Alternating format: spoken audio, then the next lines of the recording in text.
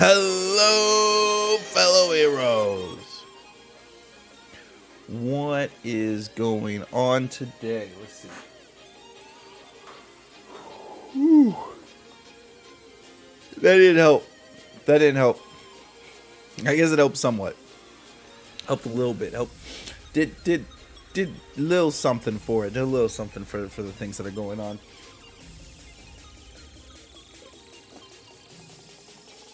How's everyone doing? What's going on with everyone? I am still I'm still a little bit sick. I'm still a little bit not all there. I got trash behind me. You see the trash?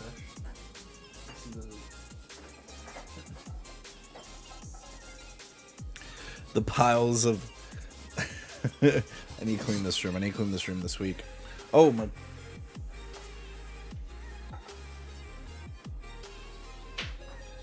Gabino fell down. All right, so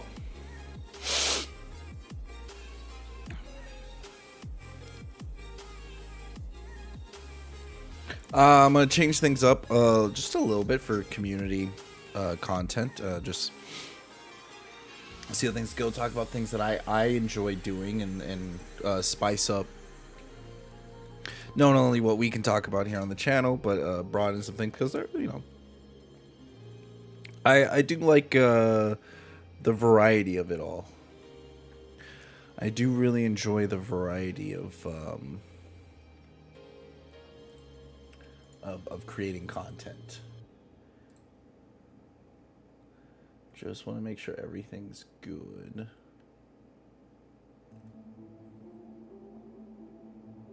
And hey, how's it going? Nico, how are you doing today? Welcome to the stream. Glad to have you.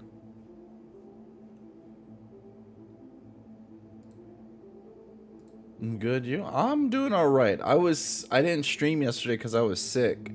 I got like admittedly, I embarrassing to admit, but I actually there was a really old Chipotle burrito in my fridge,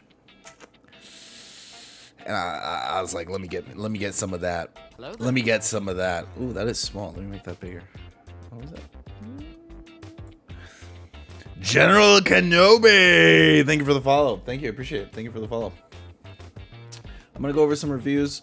No spoilers. I won't spoil anything for you guys.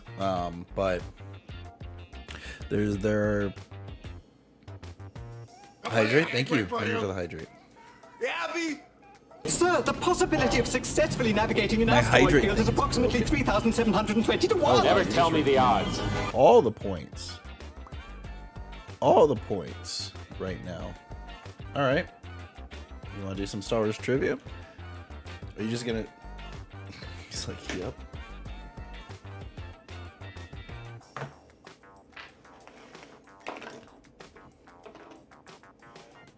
We'll do some Star Wars trivia here in a little bit, but I'll keep that in my back pocket. But just so you know, it's right here.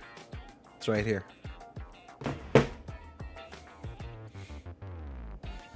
But I really want to talk about Star Trek Strange New Worlds. That recently came out, and with Discovery being out and Picard, I was kind of hesitant to watch Strange New Worlds, and honestly, I'm glad I watched it. I would recommend anyone to go see this. Strange New Worlds takes a different approach, and honestly is really satisfying and feels like older Star Trek things. Or if you haven't seen any older Star Trek stuff, it feels like the Orville, which is very traditional in the makeshift. What really helps us out is instead of having like an overarching plot that Discovery does, what's Strange New World does is it puts in episodic things, and it's not afraid to do exploration. And what Star Trek's always been about is they're explorers going about the galaxy and discovering new things out in the reaches of the depths of space. So it's really cool to go and see them go back to those roots and see that those things still work in modern times, basically. And really, when it comes back, when it comes back down to watching Strange New Worlds, I think what helped the most was the cast. Bringing back, was it Captain Pike, was really nice, and you see him in the original series, you see him in the original Star Trek series, but he also shows up in Discovery, and I really liked him in Discovery, and that's probably my favorite season when he was there. He's just a really cool captain, and he's kind of like down to earth. I'm gonna make you an omelet type of guy. Let's sit down and eat. I like those episodes where the crews are just talking to each other, everyone's just being people, and that's what makes it really cool. And the exploration part of the show is every episode is different, where they are exploring strange new worlds. Would you look at that? And I think that's really neat, because they have some things that go from horror elements to more silly comical elements and everything in between. And there's that, they have that old Star Trek trope where they're kind of pushing the agenda that, you know, all you have to do is be good, but it's not so in your face how Discovery did it. So Strange New Worlds plot is really good. Even though it's episodic, there's still this character growth that each of the cast members have to go through. It's not as prevalent. I don't think it's as strong or as emotionally gripping, and that's probably because of the episodic nature. But it's really cool to see the crew and to see everyone interact with one another, and you kind of can't help but be happy to see them interact with one another, and that leads to the cast. I think the cast is really great. Each one of the characters I like. There are stakes involved, and they all have their own personal issues that they have to get through throughout the season, which means you're not just watching one person's problem and listening to everyone tell that person that they're wrong just for them to prove otherwise. So the show, it asks questions. It has some plot twists to it, and it really pushes characters' agendas and forces them to think outside of their own comfort zone, which I appreciate, because some people may put themselves in those shoes of those characters. And other than that, the show itself looks fantastic. I think it's getting to the point where like TV is starting to look like movies, and so we're holding a real high standard for them. Sometimes, I'm not saying all the time, just every once in a while they'll do like an awkward shot just to show off the set. But the set looks fantastic. They redesigned the the Enterprise, and it really looks great. It looks modern, looks sleek, it looks like something from the future, but it still looks like the Enterprise. So it doesn't look old. It doesn't look outdated. I don't know, sometimes when you'll watch, I don't know, even when I watch Star Wars or something, and you look at some of the things that they wear, and you're like, it's a bit outdated. Maybe it's not as modernized, but they did a real good job at modernizing Star Trek, and it still has the old traditional feeling to it without losing any of its other stuff. Honestly, of all the things that I've watched recently, Star Trek Strange New Worlds has to be like one of my favorite things. That it's fully out now, so if you're thinking about watching it, I 100% recommend it. I'd give it, I don't know, arbitrarily looking at numbers, like at a 9 out of 10. It's fantastic. Go check it out. All right, let's do that Star Wars trivia. And then while we do that Star Wars trivia, we will we'll do some Obi-Wan. Okay, so the way that this works is I turn it on.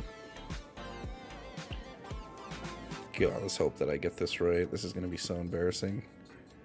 So 1332. So I got to go find question 1332, right? And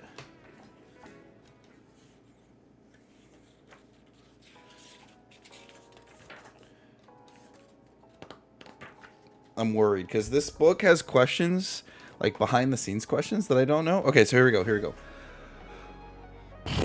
What rank did Wilhuff Tarkin reach in the Republic Outland Region Security Force before retiring? That's like some extended universe stuff that I don't know about.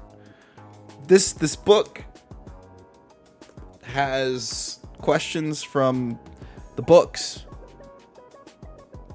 Do I look like I have a bookshelf behind me? Do I look like I read? I don't read books. It's for nerds.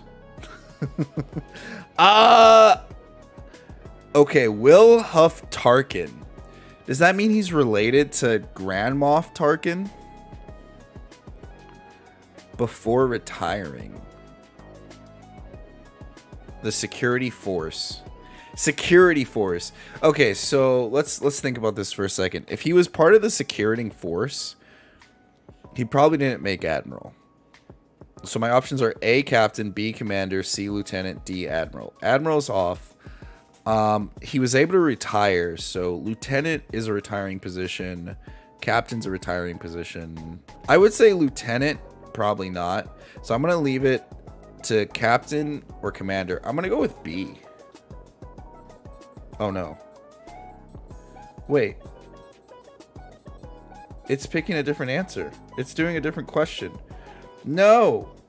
You're not supposed to do a different question. I was supposed to do... Okay, well, we're doing a different question. Yes. We'll Google that one. 1332. We'll Google that one to see if I was right, but we'll do this question real quick. 2464. Just so you guys don't think I'm like copping out. 2464. Why did it back out? 2464. What did Lando Calrissian order the Rebel fleet to do after they discovered the Death Star was operational? Retreat. He didn't say fight to the death. Well, he said engage the Star Destroyers at point blank range. Yeah, so it's C. So it's A, fight to the death, no. B, surrender to the Empire, no. Engage the Star Destroyers at point blank range, yeah. Damn it, it went off again. I think the battery in this thing is dying. I know for a fact. Oh, I got it back up before it went away. I'm going to hit C. There, okay, it said I got the correct answer. He told them to engage the Star Destroyers in point blank range so that the Death Star wouldn't it wouldn't do friendly fire to the Star Destroyers. The Death Star wouldn't shoot its Star Destroyers, so they had to fly into Star Destroyers and just like survive until stuff happened. All right. Speaking of Star Wars, let's talk about Obi-Wan, shall we? Now, I said, and I've said for a long time, that I'm happy to get like something Star Wars related every year. I think Obi-Wan is the beginning of me starting to feel Star Wars fatigue, which is kind of scary to say because I love Star Wars. When I say, I think the biggest reason I don't think I'm feeling Star Wars fatigue. I think I'm just kind of tired of seeing the same story being told. In Obi-Wan, it's just you've probably seen it on the internet, stuff like that. It's not really big spoilers, but I am going to keep this as spoiler free as possible. Obi-Wan has to take care of a child, right? This is taking place between episode 3 and episode 4, so he's got to take care of a kid, and all these new Star Wars shows have been doing that. Like Mandalorian does it with Baby Yoda, and then The Bad Batch does it with Omega, and now we're doing it again with Obi-Wan. I'm like, I get it. Old guy who used to be a warrior or who is a soldier now has to figure out how to be a dad. Like that's it's like it worked once for them, and now they are doing it over and over and over again. So I definitely want to like see something different. I want to see something. I like seeing the new stuff when it comes to Star Wars. And you know what? Even Book of Boba Fett kind of did that. Book of Boba Fett was even doing things of that nature where they were telling people, hey, look at him, he's going to be taking care of people now. And it's like, oh, dude, I want to stop seeing people take care of people. I'm not asking for an edgy, dark Star Wars. I'm not asking for like something in the gray. You can still do the good and the bad, right? The black and the white when it comes to Star Wars, but you don't have to have the same story told every single time. We just don't want the same story. Exactly. Thank you. Like it's one of those things where it's like, move past it. All right. So other than that little gripe, I want to get the bad stuff out of the way. Let's talk about the good. Well, there's probably some more bad things, but we'll talk about some good things. The plot is fine. I like the plot. The plot works. There's a lot of people on the internet saying that there's a bunch of plot holes or there's continuity errors. I'm like, the plot is supposed to fulfill the story that it's telling at the moment and time that it's being told. And if you just finish watching the show, they close up all the loose ends. The issue, though, that I have with this story, the issue that I have with the plot in Obi-Wan is kind of the same thing with the prequels, is where everything's going to go. Now, this one's more of an issue because they're really... Episode 3 tied a really nice, they put a really nice bow on top of the Star Wars trilogy, and episode 3 shows you it kind of goes right into episode 4. Like, no one has any issues, there's no problems, we're ready to go, we're ready to start A New Hope. So it's kind of weird. They're kind of really handicapped themselves when doing the Obi-Wan part, because they have to leave off where episode 3 left off, but still get to episode 4. Are we getting more Star Wars movies? Yes, we are. Taika Waititi's making a new film, and he just did Thor: Love and Thunder. And so I I think it's really So I think that it was really restricting for them to do that, because they whenever they introduce certain characters, you're like, well, I never saw this character in the future, so you're just looking. You can't help but look for the reason why they're not going to be there anymore, or you can't help but wait and see what their motives will change, or what's going to go on, or well, there's no, in the trailers we see Inquisitors. Well, there's no Inquisitors by the time there's New Hope. So like, when do all the Inquisitors die, or when do all the Inquisitors get fired, or get laid off, or go into retirement, right? So it leaves you just constantly like kind of having that in the back of your head. I don't like that. I want to experience something new. I want to have a new experience. I did, however, like that Obi-Wan was hurting. I liked that Obi-Wan was struggling, and he was having to grow. There was character growth. I like seeing Obi-Wan be fleshed out, and he actually got to express his emotions, whereas in the prequels, he couldn't really do that. There's never a time we got to sit there and let Obi-Wan express his emotions. One of the most powerful scenes of Obi-Wan is in Clone Wars, the animated series, and that's when he's telling Satine how he feels about her, and people love that scene. People love to learn about Obi-Wan, and a lot of people love Darth Maul because of the connection that he has with Obi-Wan, and Darth Maul almost like emotes for Obi-Wan. So this TV show lets Obi-Wan feel emotions and express himself, and the best moments of the show are, again, when people are just talking to one another. People are expressing their feelings to one another, and being humans, and kind of not just being emotionless Jedis that are smiling and saying hello to everybody. Now, the show, I think each episode is like 45 minutes. Thank you for stopping by. I appreciate it. About 45 minutes, almost to an hour. And there's a lot of scenes that do drag on. I've seen people on the internet talk about how this could just be a movie, and I honestly kind of agree. There's a lot of moments. The story is very much, it can be condensed. There's a lot of the story that can, I think, could just be filled in 2 hours. Honestly, I would go for a 3-hour special. I like long movies. That's just me in particular. So I don't think it hurts it too much that there was a lot of spacing going on. In my opinion, it allows us to better see things and sequence things. So I don't mind when things have a slow burn to them, matter of speaking. So whenever something is really slow and it's not really just popping off constantly, it gives us a little more time to what's it called? Simmer, to marinate on what the story's trying to tell us. So I never really felt like it was too slow, but I do understand where the internet's coming from in that perspective. The characters, all the side characters, I think are wonderful. The Inquisitors, in my opinion, are great. They're a great part of it.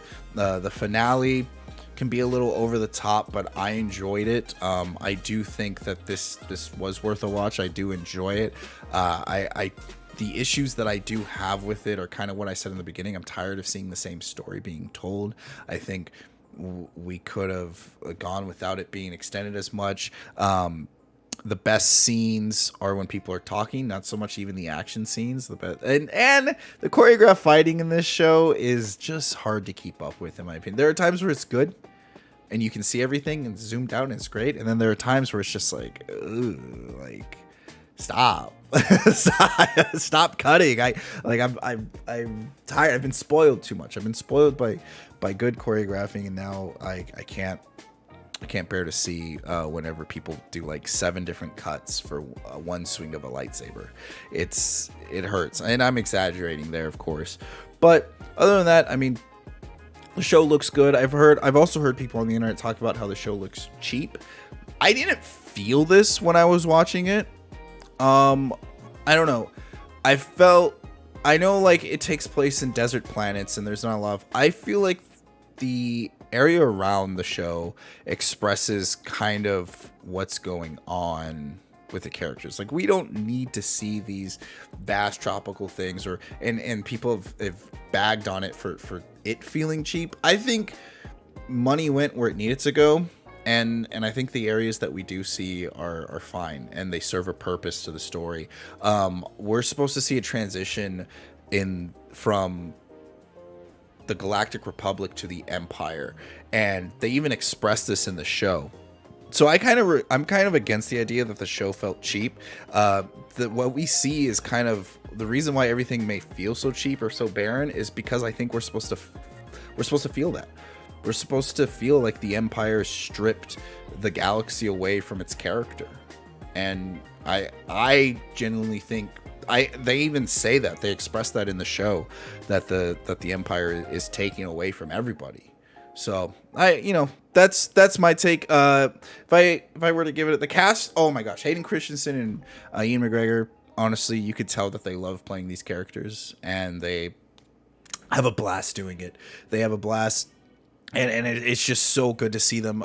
Darth Vader makes it onto screen. That's no secret. And this is the first, like, Darth Vader is a force of nature, but this is the first time me seeing Darth Vader, and it felt different. Hayden Christensen is putting his own spin to Darth Vader, and it looks and feels good, and it's something alone is great.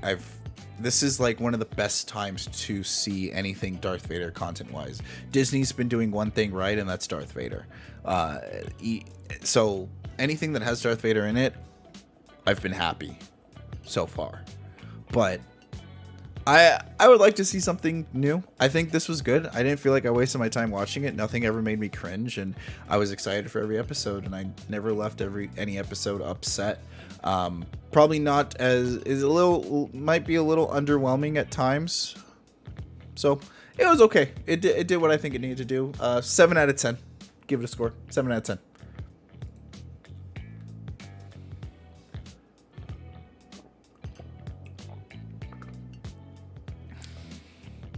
I'm excited to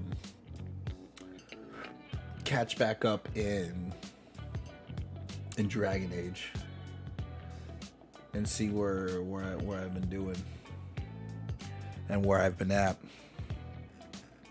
And then last thing we're going to talk about is Thor: Love and Thunder.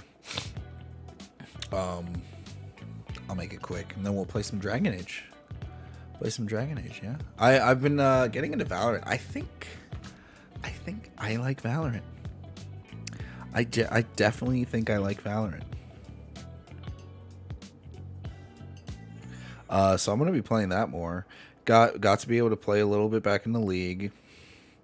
And that's fun, and been doing more of my 10-minute Cyberpunk plays. I on my free time I play Cyberpunk for like 10 minutes, and I'm thinking about doing new stuff and content wise, like going over some quick little reviews for you guys when I'm doing community content. We're still going to do D&D stuff, but I want to do this kind of stuff as well, and just spice up the channel with things that I like to do and things that I like to talk about. And yeah.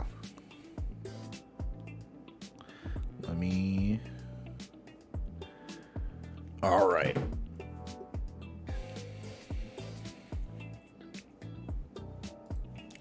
So Thor: Love and Thunder just recently came out, and I'm going to tell you something.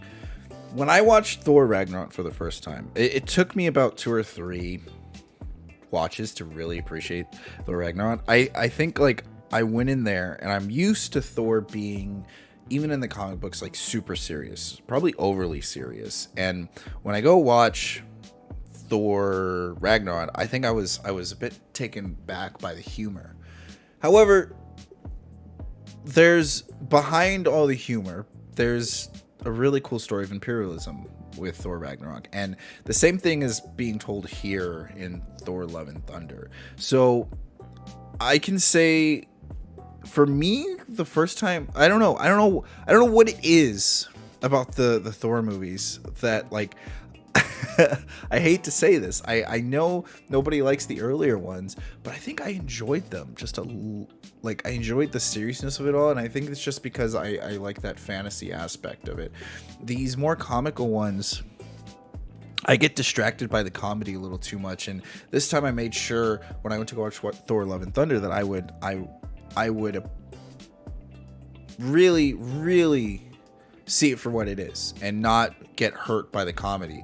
And so This one is a lot more satire, and it's a lot more, but it does the same thing that Ragnarok does. It does tell that story, but instead of imperialism, it's talking about kind of like upper class, lower class sort of thing. You know, with the gods being the upper class, and then the mortals being more just lower class, and the poor, the rich and the poor, and it also kind of does one of my favorite things is kind of like the Chekhov gun, where it puts Thor's in this position over and over again, that shows that he's good for this position. So whenever you don't realize you're seeing it until the end, and you see like, oh, okay, like I can accept the role, the next role that Thor has to take on. And so I think the film does really good at setting up itself. You know, it lays out a whole bunch of dominoes and it knocks them over.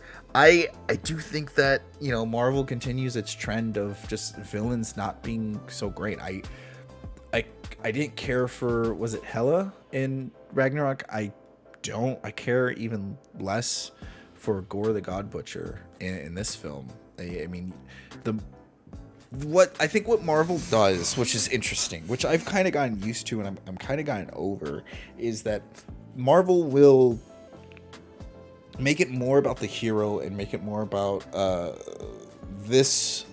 growth that the hero has to do, and the bad guy end up kind of just being like a nuisance that the hero has to overcome.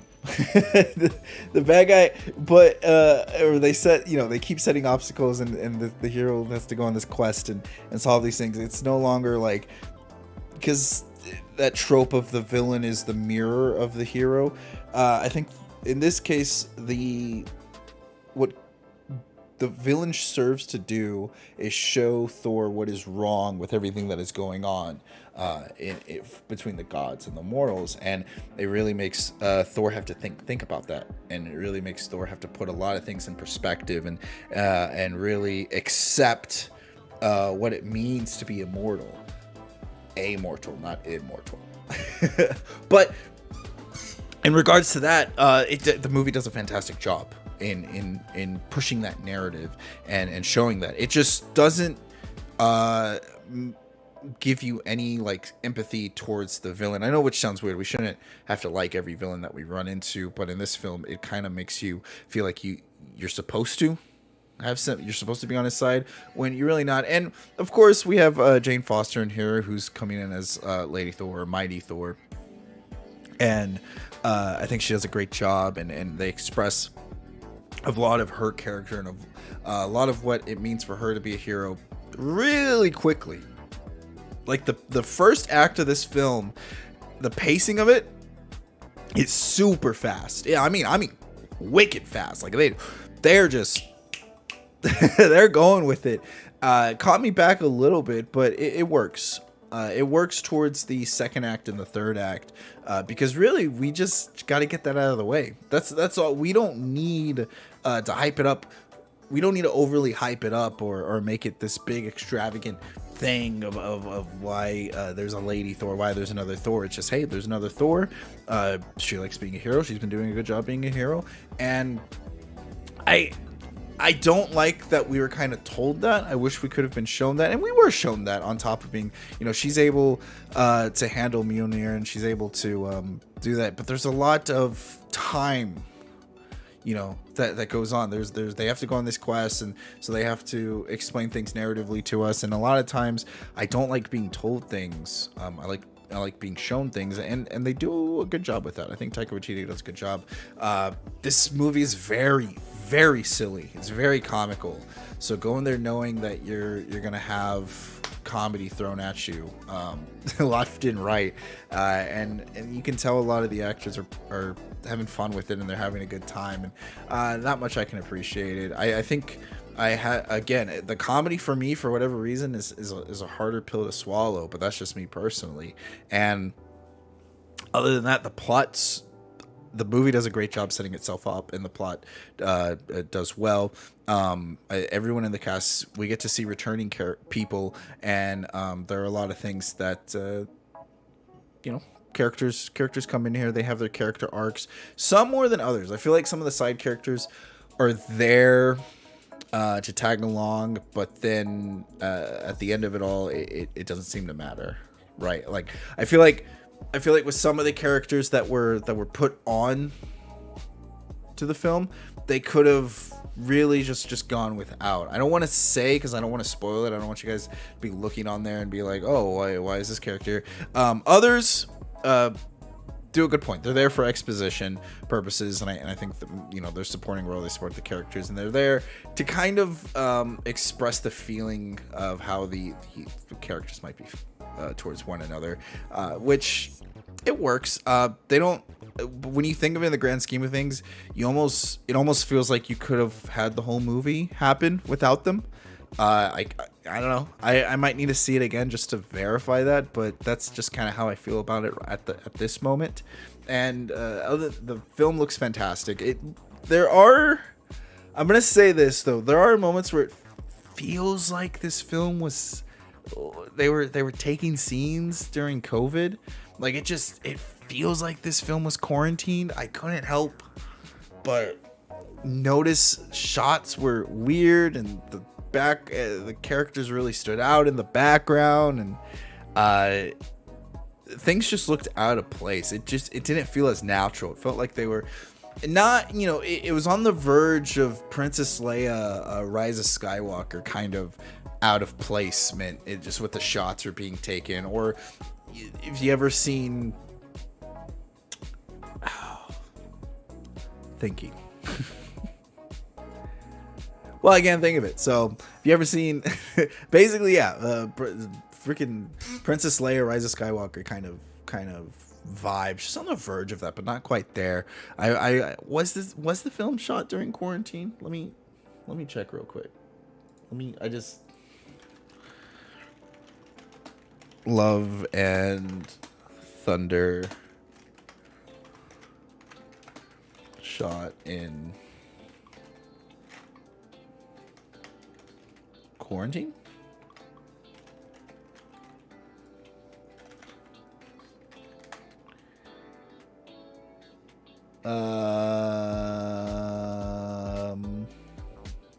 Don't know. So that was a waste of time.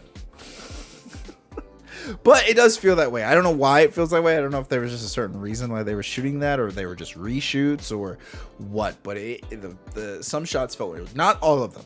There were other shots that were fantastic, and there are tons of Easter eggs and little things to see if you were fans of the comic books. And but there are just some weird times when people are talking to each other, and it just feels weird how they're talking. Other than that, it was a good time. It was a good time. I would recommend it. I was a bit iffy at first. I think I enjoyed this movie, but I'm not sure on where I want to put it. I want to say a 7. It's for a 7 for sure, but like an 8. So maybe like a 7.5, 8, 7, 8, 7.58. Until next time. Cool. Got those reviews out of the way. Let's go play some Dragon Age.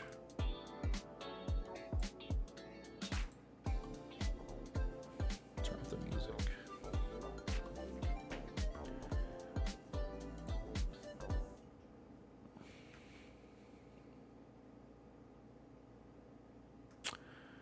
I almost forgot. I didn't forget this time. We're going to switch to Dragon Age.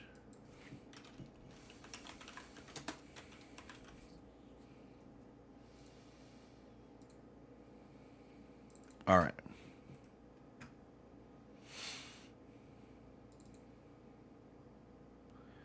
Really should just move this over here. I need to clean my my desktop. This is just a mess.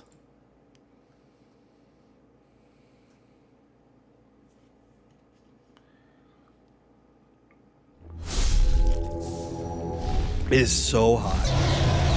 It's so hot in Texas. You guys would not believe how hot.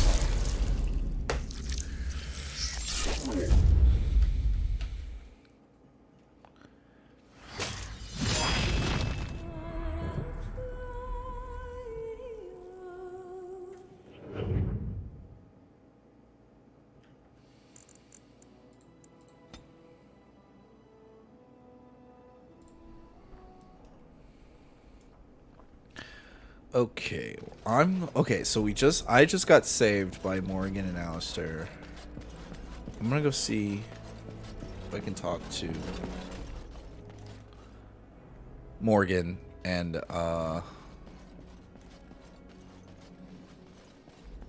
see if she has anything new to say.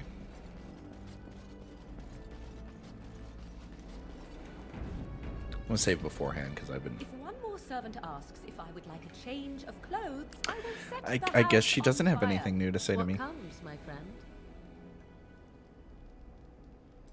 We are hardly alone, so privacy is not an option. It is your question, however. Ask what you will. Dang it. Nothing new. Alright. Go talk to the Arl. Maker's breath. It's good to see you in one piece, my friend. Indeed. We have been praying for your safe return,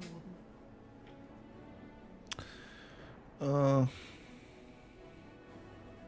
We will need to work together. Oh, this is the princess. My father has gone mad.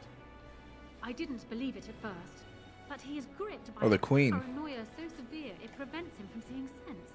He saw me as a threat. Yet even now, I'm certain he will be telling the nobles you are dangerous murderers that have kidnapped and mind-controlled me. He may even believe it.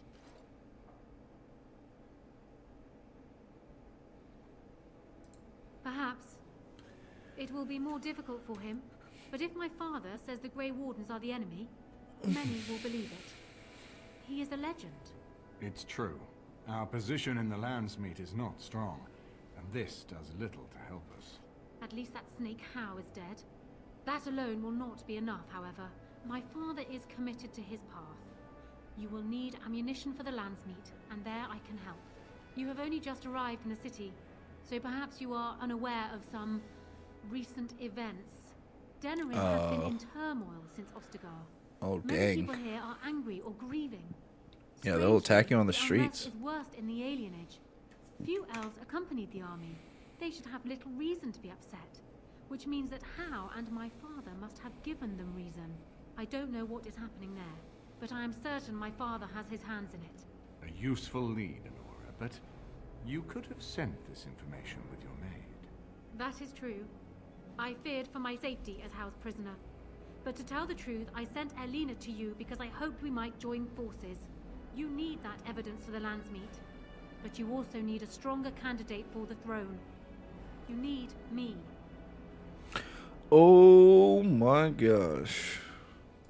I have no doubt Alistair is biddable enough. And decent. But even with his blood, he is no king. Oh You shit. think only I can see it? Not only that, Alistair is a Grey Warden.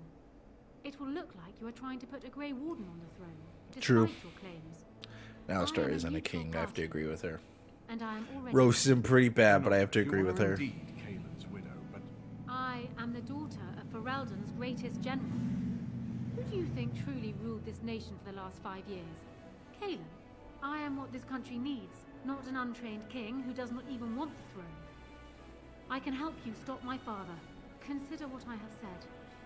For now, I think I will retire to my room. Warden, when you have a moment, I ask that you speak to me in private. Oh, we'll talk. Oh, we'll talk. I wonder where those dwarves went. I guess it doesn't matter if I have every shop in town. well, she's quite spirited. I remember when Loghain first brought her to Denerim. Poor Kaelin was a good boy, but Honora was always 2 steps ahead. Had him jumping when she snapped since the first time she batted her eyelashes. Damn. I cannot help thinking she may be trouble, but we should keep her close, all the same. I like trouble. This is an alliance of convenience. For the moment, we are united against Loghain. Be careful how much trust you place in her. I do not for a moment think Honora means to give up her power easily. Still, I would rather have her where we can watch her than actively working for Loghain.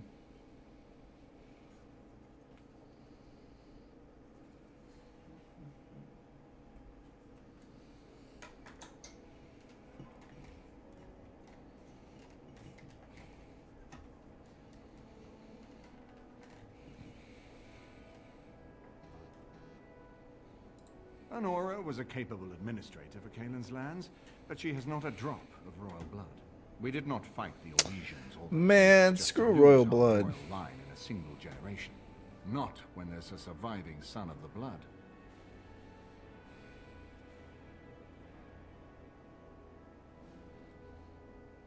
Are you serious? I forgot he was Never there. mind. I don't even want to hear the rest of this. You two just keep talking about me. I'm going to stand over here with my fingers in my ears. That would certainly solve a lot of problems, and put forth the strongest argument before the Landsmeet to remove Loghain from power. With Therin blood on the throne, and Honora's wisdom and popularity, Ferelden could present the most united front against the Blight. Unfortunately, the marriage would never happen unless they both agreed to it. And I suspect that might take a lot of persuading to get past her pride and his humility.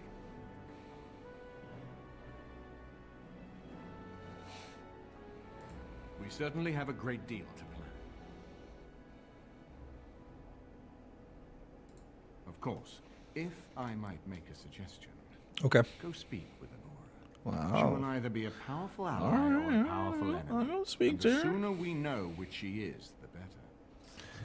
She's an ally. Trust me. I haven't been here in a while. They've changed the dining room. Ask away. Oh. Of course. I thought we were talking about you marrying, what's this? The yada yada. Never mind. Alright, let's go see Honora.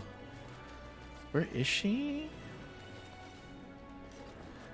Up there. Oh, look, it's that dude. Just... Hello again, friend.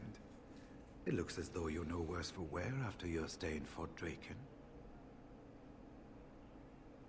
We went through our joining together, more years ago than I like to remember. He was exactly the same back then, tough as stone and just as grizzled.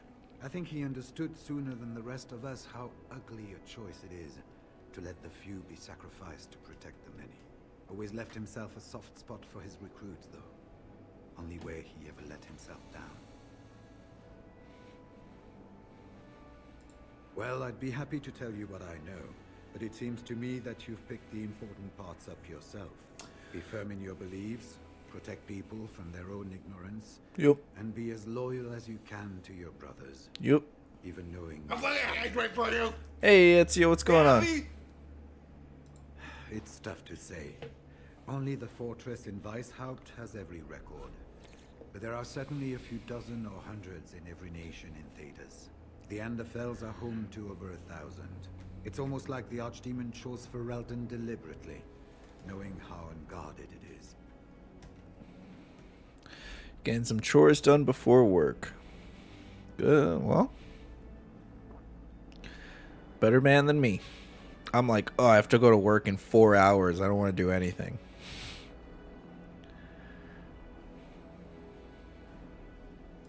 The important thing to remember is, none of that matters. When you're facing Darkspawn, all you need to know is to stop them at all costs.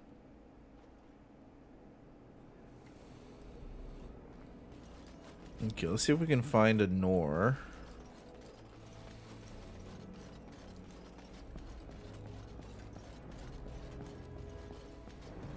Wait, is this how I've been playing the game? There she is. Hello again, Wolf. Honora. It is good that you came to speak with me. First, let me say that I knew your family. Eleanor, in particular, was dear to me, and what Hal did was unforgivable. How fitting he died at your hands. Fitting I will be blunt. indeed. I can see that your voice will be a strong one in days to come. It is to you that Eamon listens, and with I good don't reason. like seeing their fingers. My father must be stopped, but once that is done, Ferelden will need a ruler. I would welcome your support for my throne.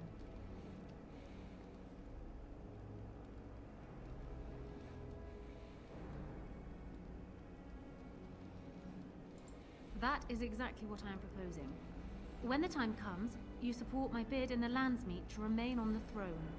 You will be seen as my father's enemy, yet you will be in support of his daughter. You will be seen as supporting the interests of Ferelden, as opposed to solely those of the Grey I've been Wardens. putting them off all day. In return, So it's a I last add minute my chores. thoughts to yours. Do you see? We are one and the same. Together we can do what alone we cannot.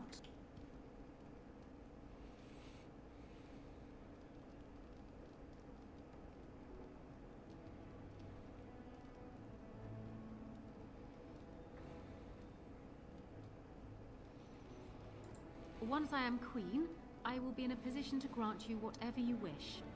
And I shall. This is in addition to Highever being properly restored to you. That should go without saying, I trust. Alistair might promise you the same, I suppose. But I would ask which is better. The gratitude of a weak king, or of a strong queen. And even if it is not for you, think of what I could do for the Grey Wardens. Think of what I could do for your companions. I trust I have made my point. Damn. I want to know, like, what exactly. I mean, like, she's calling him weak. I agree. Tempting. You are of Cousland blood, it's true. Whoa. Despite the fact that you are also a Grey Warden, it would be unprecedented, but a man like you could make a fine prince and consort. I wasn't talking about myself. Proposing my hand for your support.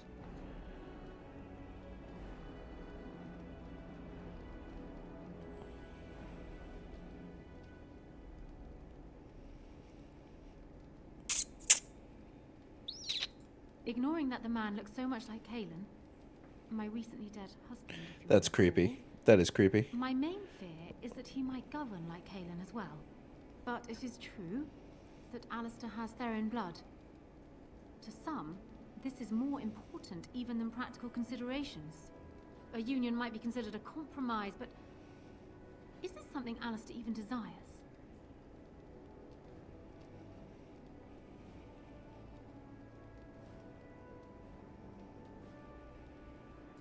Let me say this. If Alistair is willing to stand back and allow me to continue governing the nation, then I would be willing to have him as my king. It is my understanding that governing does not appeal to him anyhow. If that is so. I mean, I would marry her just to be king, but I already have a relationship with Morgan. I thought, like, I would have to, like, sway her or, you know, or just, like, take her off her feet, but no.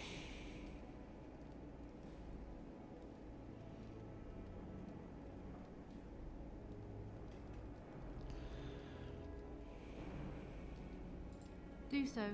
I will be interested to hear what he has to say. Let me save. Let me save real quick. Well, have you spoken to my lucky betrothed yet? Let me Or will see you be if reading she'll... passing notes? Oh, that's a shame. But hardly unexpected, really. Consider it forgotten. Now, as for the alliance we were discussing.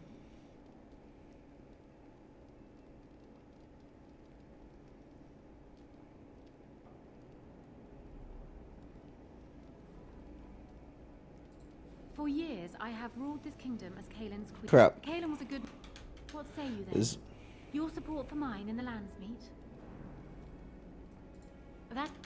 I imagine you have much to do. Is there anything else you needed for... Oh, crap. Hold on. Let me,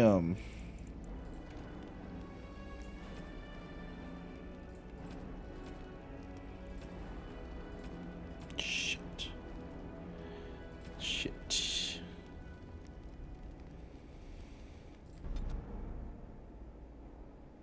I really kind of want to see what happens if I marry her. I really want to see what happens. I want to see if Morgan will get mad. Makers. Indeed. We have been praying. He saw me as a threat. Yet even now, I'm certain he will be telling the noble... You need that evidence for the Landsmeet. But you also need a stronger candidate for the... I have no... I cannot help thinking she may be trouble, but we should keep her close, all the same. Still, I would rather have her where we can watch her than actively working. We did not fight the Orlesians all those years, just... And Okay, I suspect that might take a lot of persuading to get past her pride and his humility. And he knows who to turn to for aid, should that training fail him. We certainly have a great deal to play. Okay, we're gonna save here. We're gonna talk to her. We're gonna marry her. Oh, wrong way. And then we're gonna see what Morgan has to say. And then we will back out and... Oh, I'm still feeling sick. I didn't stream yesterday because I was pretty sick. And I'm not feeling good now. I might have to take some Pepto. I'm still feeling it. Hello again, Morgan. It is good that you came. First, I will be blunt. I concede my father must be stopped. But once that is done, Ferelden will need... For years, I have ruled this kingdom. We'll do all the other things so I can hear what she has to say. As much as they loved Kaelin, all Did I of save? Sauron knew this to be so. So it'll be okay. Kaelin was a good man. But what is needed now is not another good man, but a good ruler. I sent Alina here not solely because I thought I needed help, but because I saw an opportunity for us both. I want to know. I want your resume. You just keep saying you're a good ruler. I want your resume. Tell me what you've done. Freaking politicians, man. All this propaganda.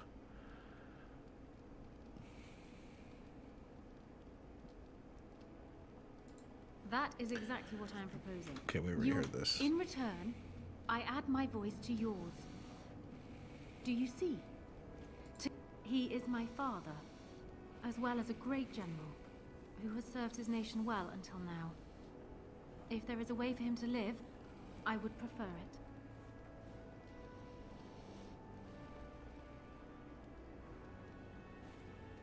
I am glad to hear it.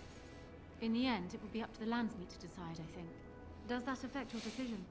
Can we yet come to an arrangement?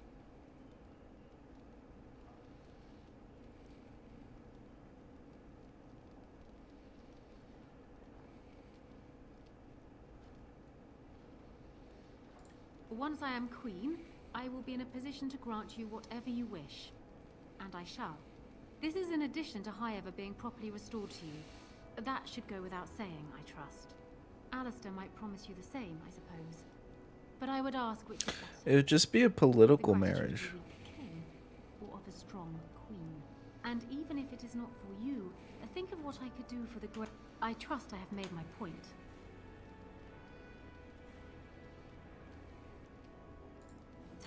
You... A man like you... Very well. Once I am coronated, I will take your hand as my con... So, we have a deal, Warden. I trust you'll keep...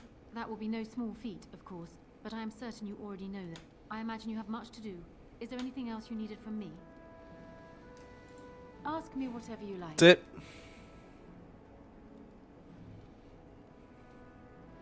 Okay. Then I wish you luck, Warden. See what happens if I go talk to Morgan.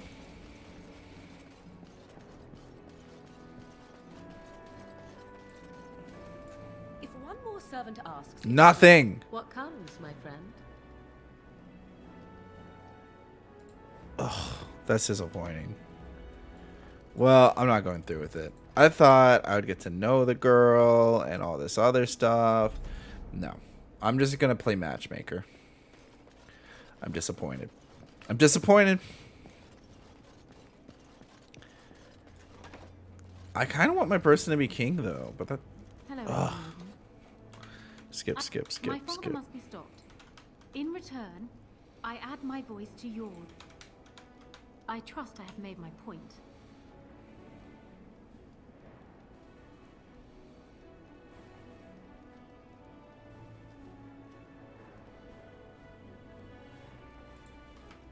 A man like you could make a fine prince. A union might be considered a compromise, but it is my understanding that governing does not appeal to him anyhow. Okay. Go talk to Alistair. Get him to marry the girl.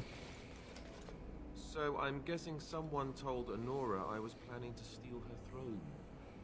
She has a nasty glare. Did anyone mention this wasn't my idea? I think she's a great queen. As far as I'm concerned, she's welcome to it.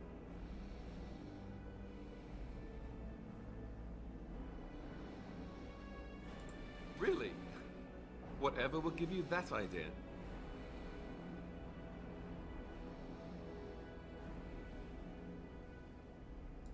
Well, it's nice that you think so.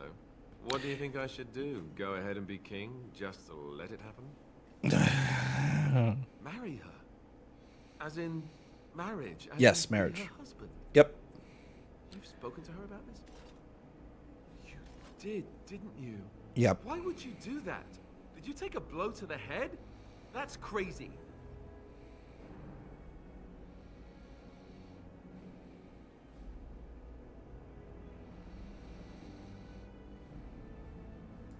I suppose.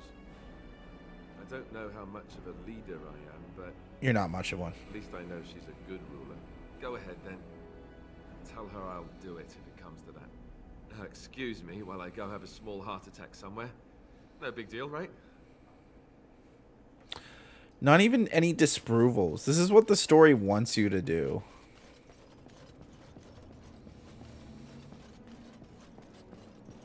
Poor Alistair. I don't think he's a leader. He's definitely a follower. Well, have you spoken to my lucky betrothed yet? I would have married her if I had gotten to get to know her. He has?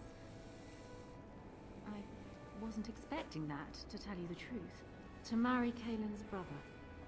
Well, I suppose strange Ooh. things have happened. I didn't realize they were If it will brothers. truly help matters... Is this it then? I agreed to marry Alistair to retain my throne, and in exchange I give you my support. If not, then tell me now. Done.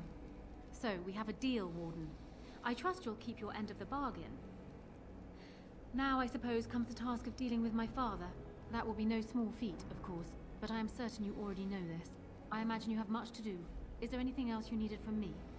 Nope.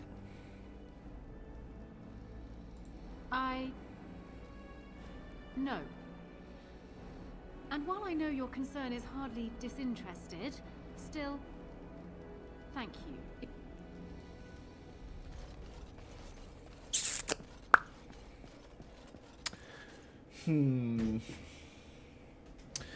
I need to know. What happens?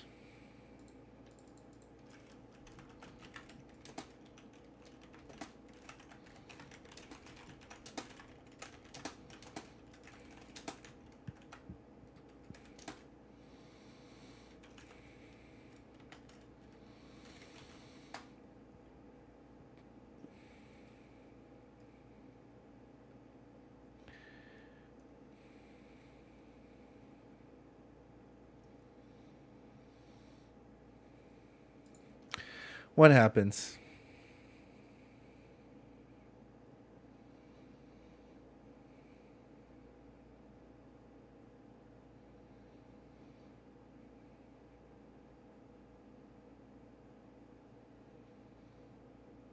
Oh, so only being a male human noble can you marry her.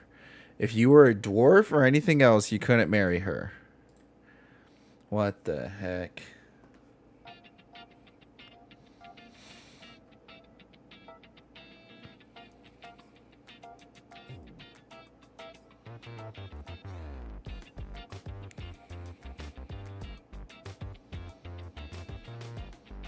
It is also possible to exile Alistair? Oh my gosh.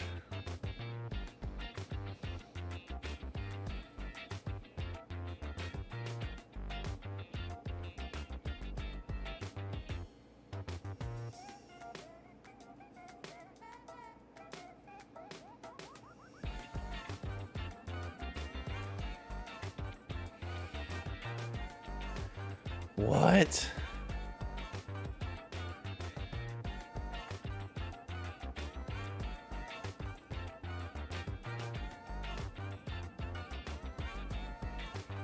Wait, what? In order to marry Honora, you must kill Logain. If you want Logain to die, then Alistair will have to be the one who duels Logain. Alistair will then kill Logain during the duel. And Alistair's life will be spared.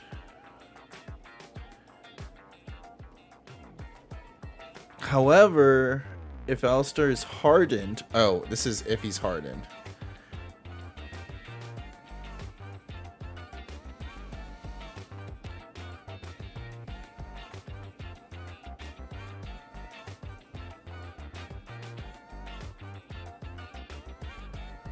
Dang.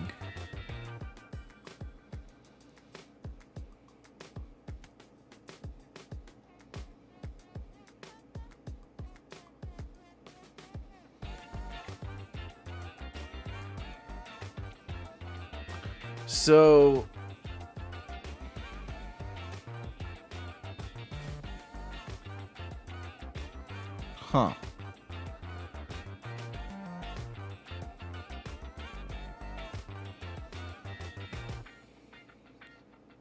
till after the game is complete.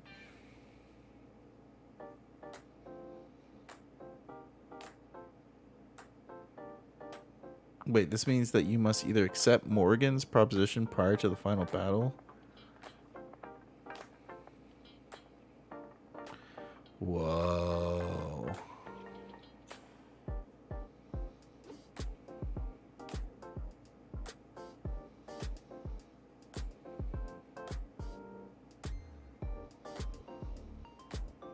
Dang. This is my only shot to marry her, is being a male human.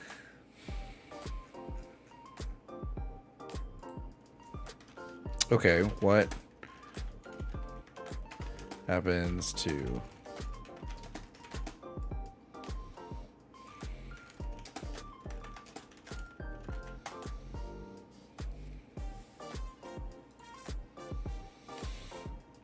Good old Reddit.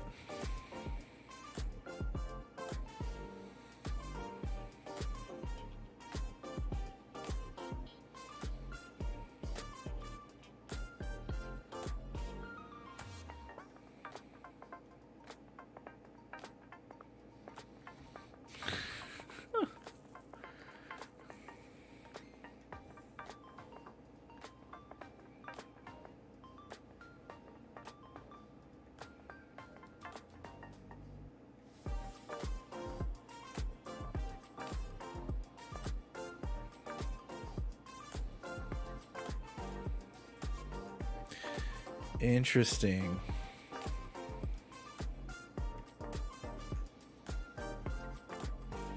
All right, let's get back to it.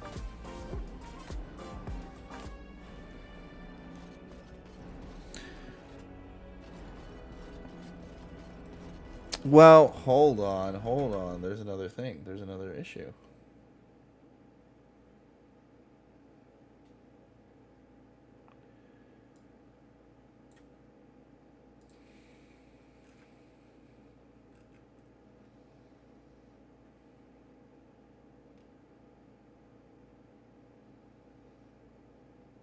Oh, I need to fix this.